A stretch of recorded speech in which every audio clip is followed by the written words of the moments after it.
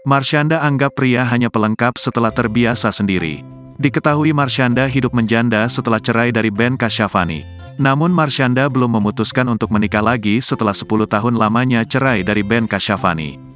Tapi kini Marshanda ingin punya suami sebagai pelengkap dirinya saja alias kebutuhan tersier. Marshanda mengungkapkan alasannya belum menikah lagi karena perubahan perspektif dan pendewasaan diri.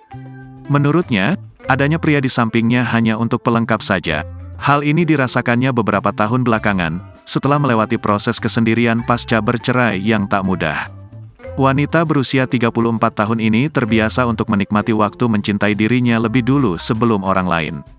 Pemikirannya saat ini, membuatnya lebih sehat lantaran tak terburu-buru ingin menikah lagi hanya karena butuh pria semata. Justru menurut aku itu lebih sehat sekarang. Kalau misalnya aku cari pasangan karena aku butuh, aku nggak akan bahagia kalau dia nggak ada. Aku maunya tanpa dia kebahagiaan aku datang dari diri aku sendiri, lanjutnya.